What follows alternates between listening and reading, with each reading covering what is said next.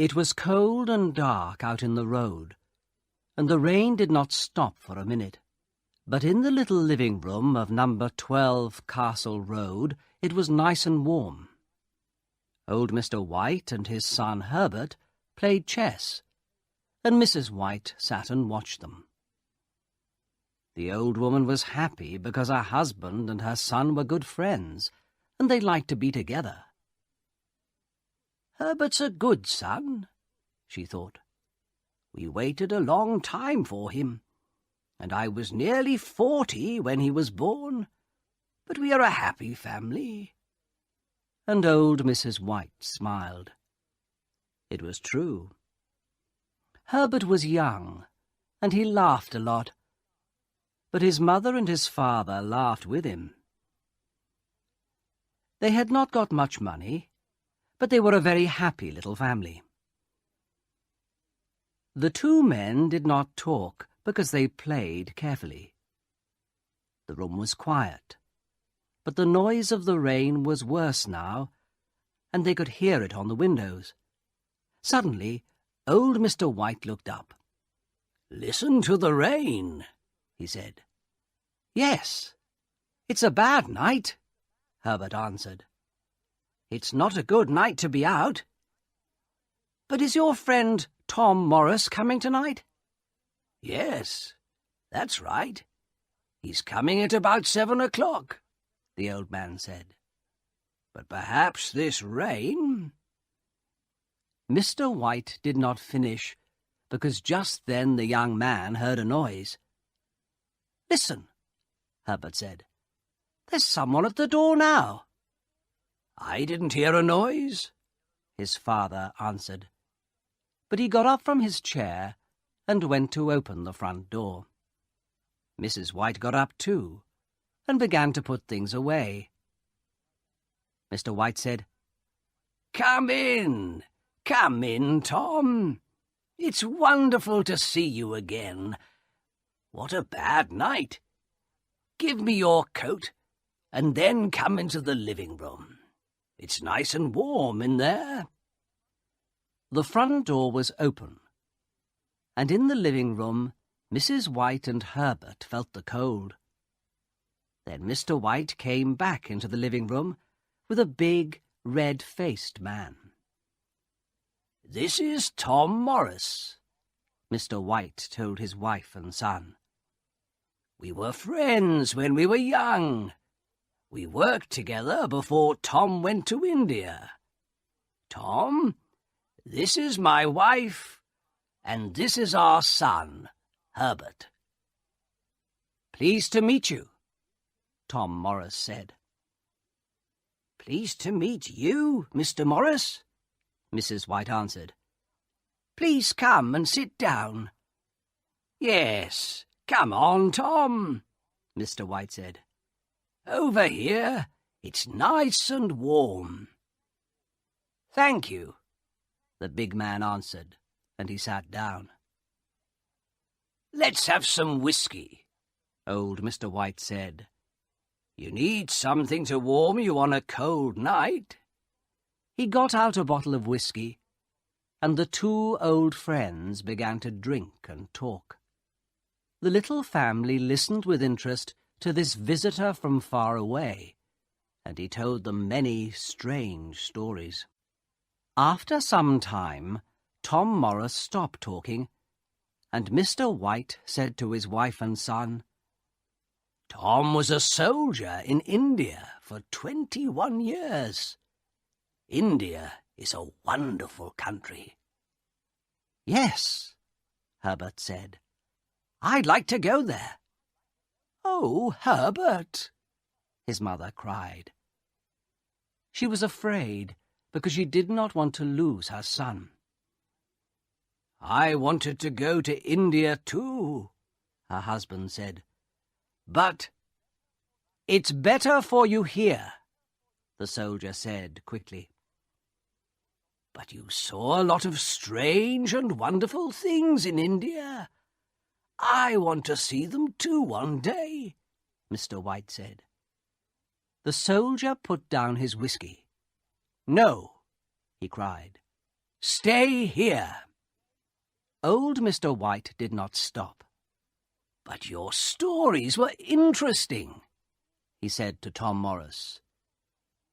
"What did you begin to say about a monkey's paw?" "Nothing," Morris answered quickly.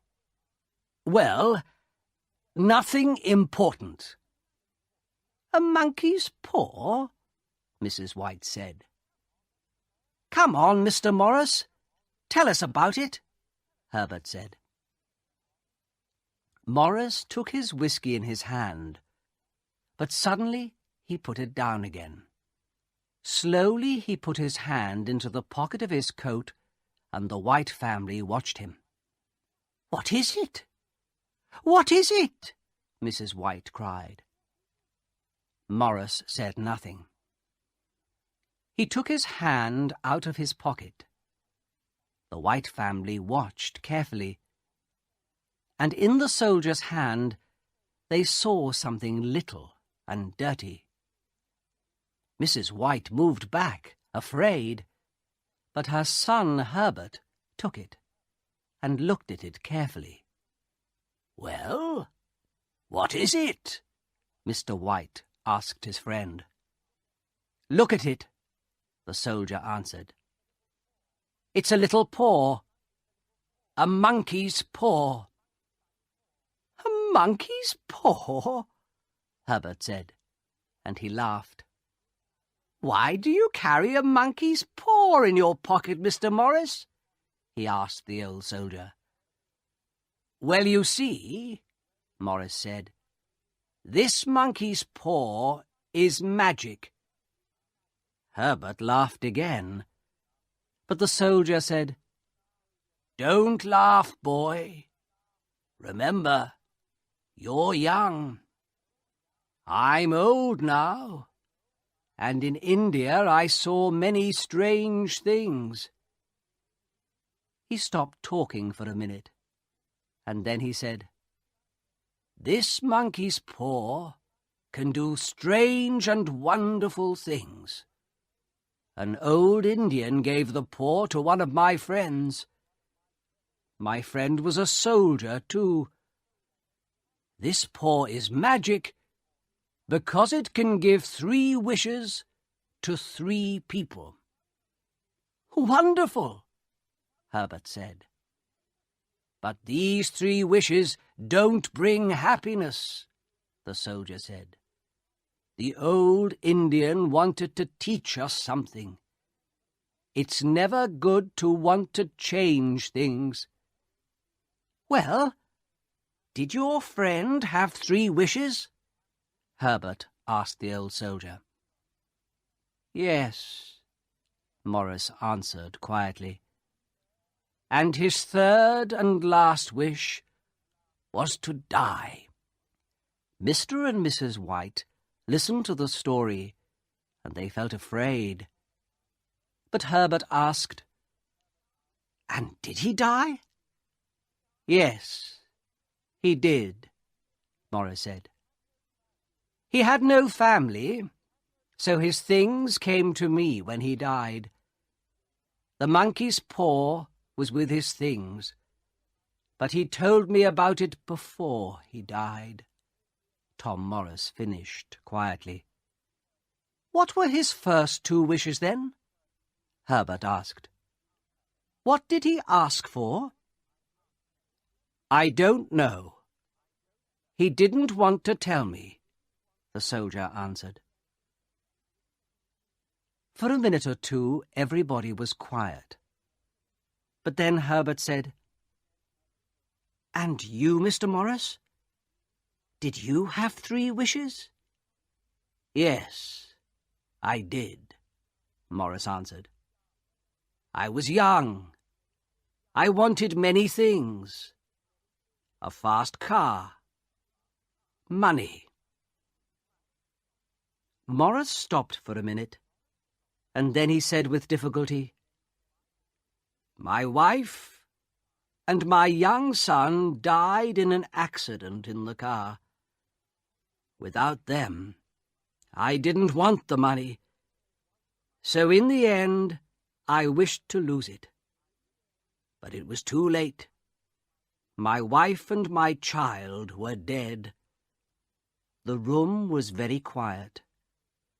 The White family looked at the unhappy face of the old soldier.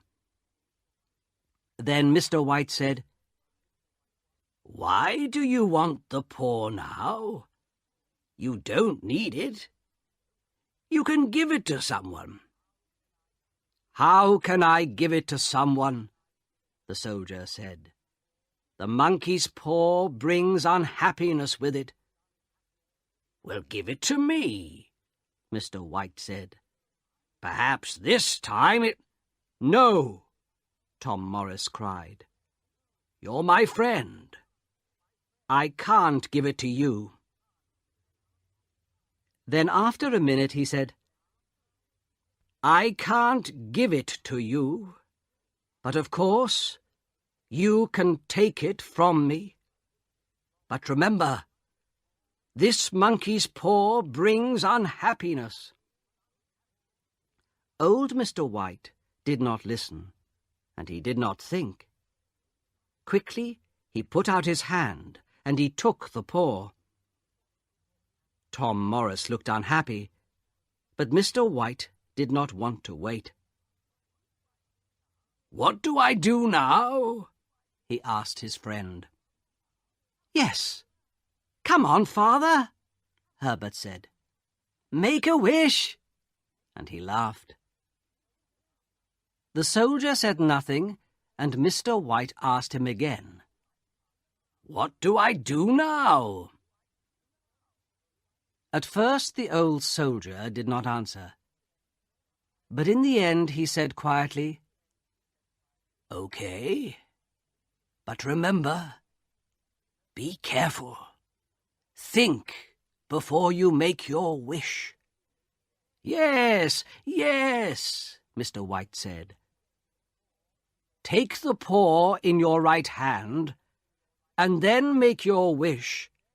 But—" Tom Morris began.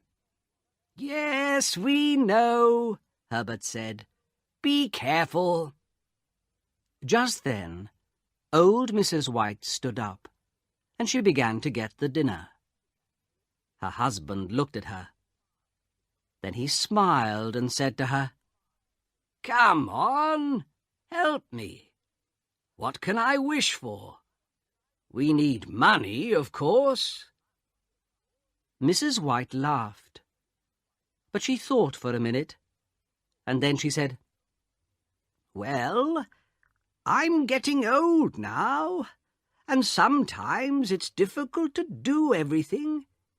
Perhaps I need 4 hands and not 2. Yes, ask the paw to give me 2 more hands." "Okay, then," her husband said. And he took the monkey's paw in his right hand. Everybody watched him, and for a minute he waited. Then he opened his mouth to make his wish. Suddenly, Tom Morris stood up. "Don't do it!" he cried. The old soldier's face was white. Herbert and his mother laughed, but Mr. White looked at Tom's face. Old Mr. White was afraid, and he put the monkey's paw into his pocket. After a minute or two they sat down at the table and began to have dinner. The soldier told the family many strange and wonderful stories about India. They forgot the monkey's paw, and because the soldier's stories were interesting, they asked him many questions about India. When Tom Morris stood up to leave, it was very late. "Thank you for a very nice evening," Morris said to the family. "And thank you for a very good dinner," he said to Mrs. White. "It was a wonderful evening for us, Tom," old Mr. White answered. "Your stories were very interesting. Our life isn't very exciting, and we don't have the money to visit India. So please come again soon. You can tell us some more stories about India." Then the old soldier put on his coat. He said goodbye to the White family and went out into the rain. It was nearly midnight. In their warm living room, the two old people and their son sat and talked about the soldiers' stories. "India is a wonderful country," Mr. White said. "What exciting stories! It was a good evening." Mrs. White stood up to take some things into the kitchen, but she stopped and listened to Herbert and his father. "Yes," Herbert said, "Morris told some interesting stories, but of course some of them weren't true." "Oh, Herbert," Mrs. White said. "Well, Mother, that story about the monkey's paw wasn't true. A dirty little monkey's paw isn't magic, but it was a good story." And Herbert smiled. "Well, I think you're right, Herbert," his mother said. "I don't know," Mr. White said quietly. "Perhaps the story was true. Strange things can happen sometimes." Mrs. White looked at her husband. "Did you give some money to Tom Morris for that paw?" she asked. "We don't have money to give away for nothing." Mrs. White was angry now. "Well, yes," her husband answered. "I did, but not much. And at first he didn't want to take it. He wanted the monkey's paw." "Well, he can't have it," Herbert laughed. "It's our paw now, and we're going to be rich and happy. Come on, Father, make a wish." Old Mr. White took the paw from his pocket. "Okay, Herbert, but what am I going to ask for? I have everything. You, your mother. What do I need?" "Money, of course," Herbert answered quickly. "We need money. You're always thinking about money. That's because we haven't got very much of it. With money, you can pay for this house. It can be your house. Go on, Father. Wish for £30,000. Herbert stopped talking, and his old father thought for a minute. The room was quiet, and they could hear the rain on the windows. Then Mr. White took the monkey's paw in his right hand. He was afraid, but he looked at his wife, and she smiled at him. "Go on," she said. Slowly and carefully, Mr. White said, "I wish for £30,000. Suddenly, he gave a cry, and Mrs. White and Herbert ran to him. "What's the matter, Father?" Herbert asked. "It moved," Mr. White cried. "The monkey's paw! It moved!" They looked at the paw. It was now on the floor and not in the old man's hand. The family watched it, and they waited, but it did not move again. So the little family sat down again, and they waited. Nothing happened. The noise of the rain on the windows was worse now, and their little living room did not feel nice and warm. Mrs. White said, "It's cold. Let's go to bed." Mr. White did not answer, and in the end Herbert said, "Well, there's no money, Father. Your friend's story wasn't true." But Mr. White did not answer. He sat quietly and said nothing. After some time, Mrs. White said to her husband, "Are you okay?" "Yes, yes," the old man answered. "But for a minute or two I was afraid." "Well, we needed that money," Mrs. White said, "but we aren't going to get it. I'm tired. I'm going to bed." After Mrs. White went to bed, the two men sat and smoked for some time. Then Herbert said, "Well, Father, I'm going to bed too. Perhaps the money is in a bag under your bed. Good night, Father." And Herbert laughed and went out of the room. Old Mr. White sat in the cold living room for a long time. The candle died, and it was dark. Suddenly, the old man saw a face at the window.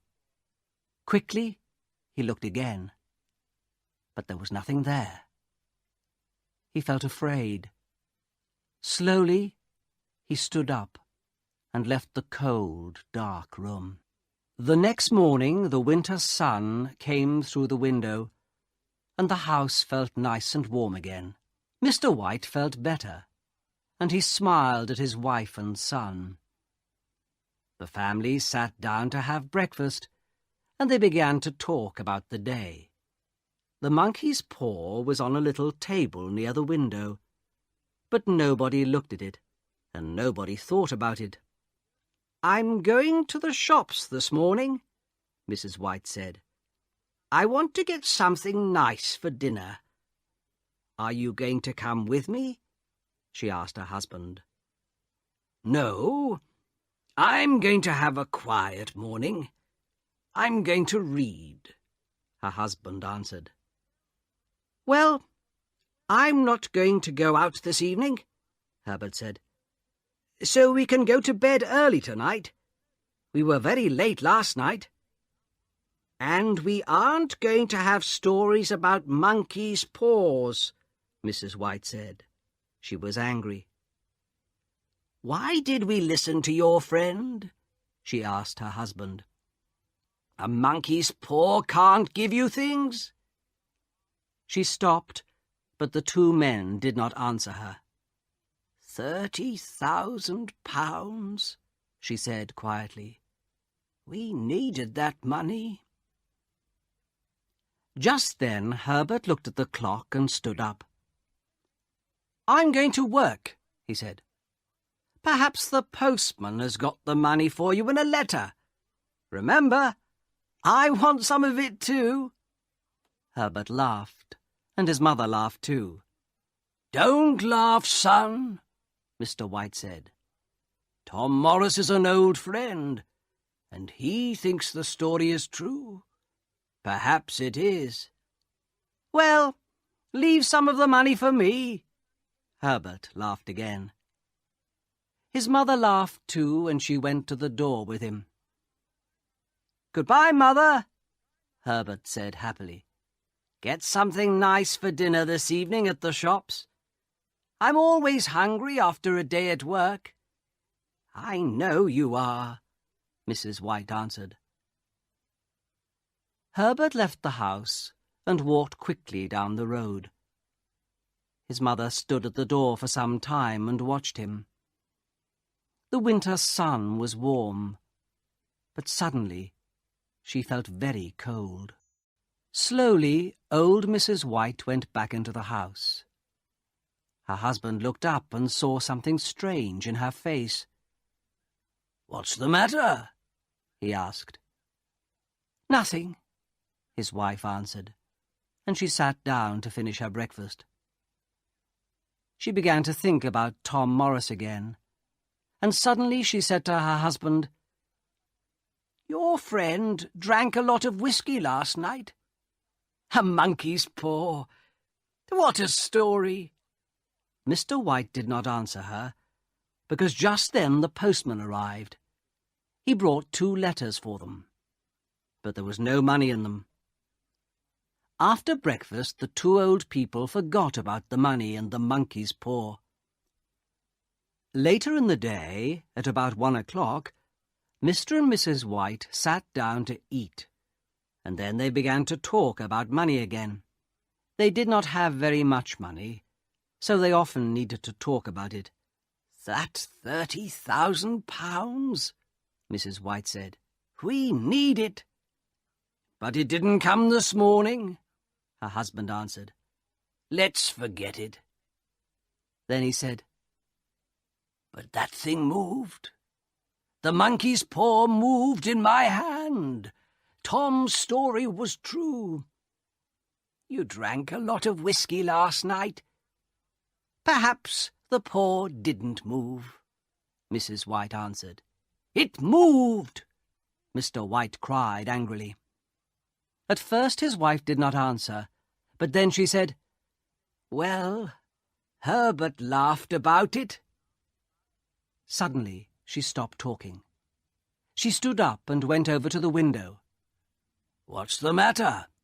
her husband asked. "There's a man in front of our house," Mrs. White answered. "He's a stranger, very tall and well-dressed.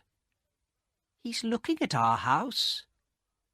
"Oh, no, it's okay. He's going away." "Come and sit down. Finish eating," Mr. White said. The old woman did not listen to her husband. "He isn't going away," she went on. "He's coming back. I don't know him. He's a stranger. Yes, he's very well dressed." Suddenly Mrs. White stopped. She was very excited. "He's coming to the door. Perhaps he's bringing the money." And she ran out of the room to open the front door. The tall, well-dressed stranger stood there.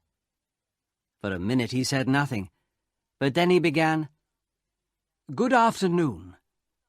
I'm looking for Mr. and Mrs. White." "Well, I'm Mrs. White," the old woman answered. "What can I do for you?" At first the stranger did not answer, but then he said, "Mrs. White, I'm from Moore and Meggins. Can I come in and talk to you?" Moore and Meggins had a big factory, and Herbert White worked there on the machinery. "Yes, of course," Mrs. White answered. "Please come in." The well-dressed stranger came into the little living room, and Mr. White stood up. "Are you Mr. White?" the stranger began. Then he went on, "I'm from Moore and Meggins." Mrs. White looked at the stranger, and she thought, "Perhaps he has the money. But why Moore and Meggins? And his face is very unhappy. Why?" Suddenly the old woman was afraid. "Please sit down," Mr. White began. But now his wife could not wait. "What's the matter?" she cried. "Is Herbert—" She could not finish the question. The stranger did not look at their faces, and Mr. White began to be afraid too. "Please tell us," he said. "I'm very sorry," the man from Moore and Meggins began. He stopped for a minute, and then he began again. "I'm very sorry, but this morning there was an accident at the factory." "What's the matter? Is Herbert okay?" Mrs. White cried again. "Well," the man began slowly. "Is he in hospital?" the old woman asked, very afraid now. "Yes, but—" The stranger looked at Mrs. White's face and stopped. "Is he dead? Is Herbert dead?" Mr. White asked quietly. "Dead?" Mrs. White cried. "Oh, no! Please! Not dead! Not Herbert! Not our son!" Suddenly the old woman stopped because she saw the stranger's face. Then the two old people knew Their son was dead. Old Mrs. White began to cry quietly, and Mr. White put his arm round her. Some time later, the man from Moore and Meggins said, "It was the machinery. An accident. Herbert called help. The men heard him and ran to him quickly, but they could do nothing. The next minute he was in the machinery. I'm very, very sorry," he finished. For a minute or two the room was quiet. At last Mrs. White said, "Our son, dead. We're never going to see him again. What are we going to do without him?" Her husband said, "He was our son. We loved him." Then Mrs. White asked the stranger, "Can we see him? Can we see our son? Please take me to him. I want to see my son." But the stranger answered quickly. "No," he said. "It's better not to see him. They couldn't stop the machinery quickly. He was in there for a long time, and at first they couldn't get him out. He was—" The man stopped. Then he said, "Don't go to see him." The stranger went over to the window because he did not want to see the faces of the two old people. He said nothing, but he stood there for some time and he waited. Then he went back to the old people and began to talk again. "There's one more thing," he said. "Your son worked for Moore and Meggins for 6 years, and he was a good worker. Now Moore and Meggins want to help you at this unhappy time." Again the stranger stopped. After a minute he began again. "Moore and Meggins want to give you some money." Then he put something into Mr. White's hand. Old Mr. White did not look at the money in his hand. Slowly he stood up and looked at the stranger, afraid. "How much?" Mr. White asked, very quietly. He did not want to hear the answer. £30,000, the stranger said. 3 days later, in the big new cemetery 2 miles from their house, the two old people said goodbye to their dead son. Then they went back to their dark old house. They did not want to live without Herbert, but they waited for something good to happen, something to help them. The days went by very slowly. Sometimes they did not talk, because there was nothing to say without Herbert, and so the days felt very long. Then one night, about a week later, Mrs. White got out of bed because she could not sleep. She sat by the window and she watched and waited for her son. He did not come, and she began to cry quietly. In the dark her husband heard her, and he called, "Come back to bed. It's cold out there."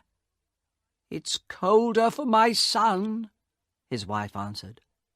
"He's out there in the cold cemetery." Mrs. White did not go back to bed. But Mr. White was old and tired, and the bed was warm. So in the end he went to sleep again. Suddenly he heard a cry from his wife. "The paw!" she cried. "The monkey's paw!" She came back to the bed and stood there. "What is it? What's the matter?" Mr. White cried. He sat up in bed. "What's the matter?" he thought. "Why is she excited? What's she talking about?" He looked at his wife. Her face was very white in the dark. "I want it," she said quietly. "And you've got it. Give it to me, please." "What?" Mr. White asked. "The monkey's paw," Mrs. White said. "Where is it?" "It's downstairs," Mr. White answered. "Why?" Mrs. White began to laugh and cry. "We can have 2 more wishes," she cried. "We had 1, but there are 2 more." "Oh, no, not again! Think, woman!" Mr. White cried. But Mrs. White did not listen. "Quickly," she said, "go and get the paw. We're going to wish for our boy to come back to us." "No!"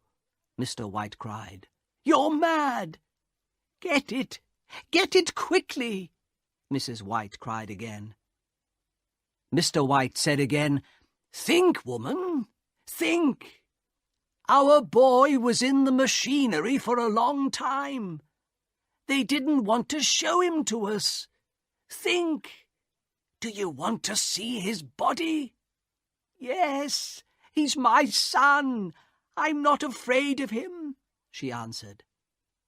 "You don't understand," Mr. White said sadly, but he went downstairs to look for the monkey's paw. In the living room it was dark, and Mr. White did not have a candle.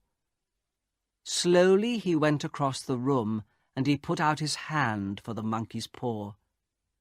He touched it, and quickly took his hand away again. "No," he thought, "I can't. I don't want to see Herbert. His face, after he was in the machinery, no."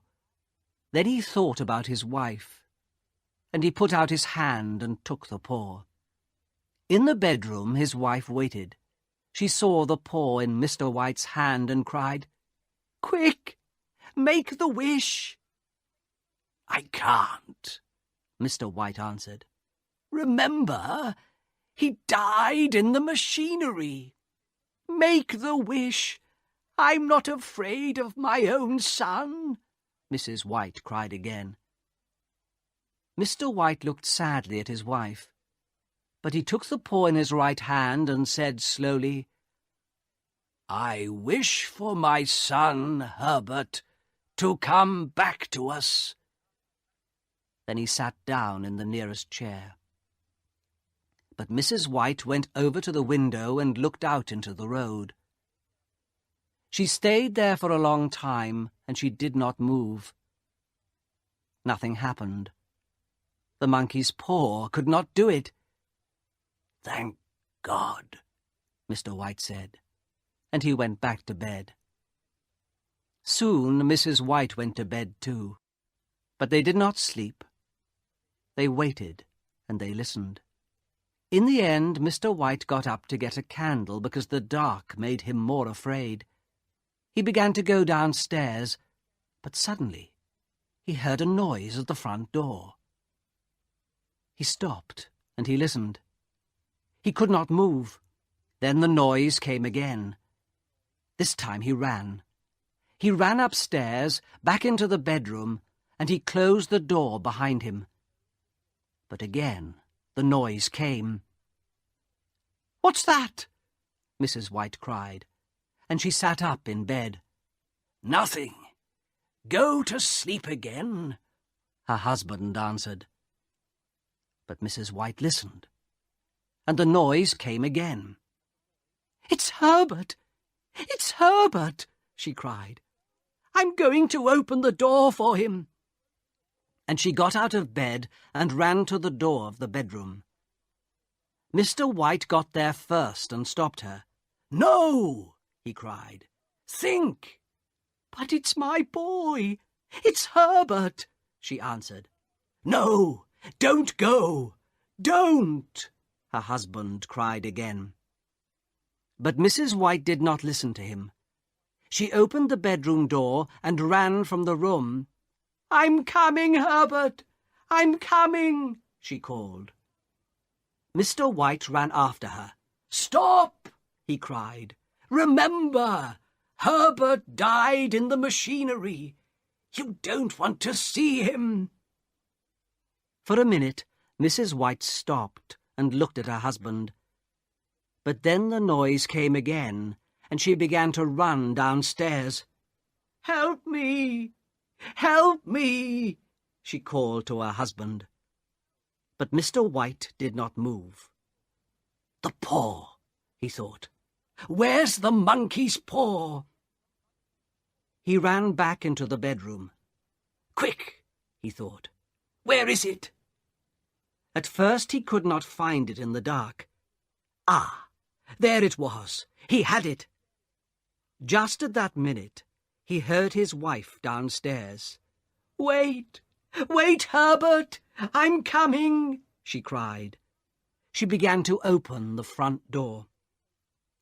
At the same time, Mr. White took the monkey's paw in his right hand, and he made his third wish. Mrs. White gave a long, unhappy cry, and her husband ran down to her. She stood by the open door.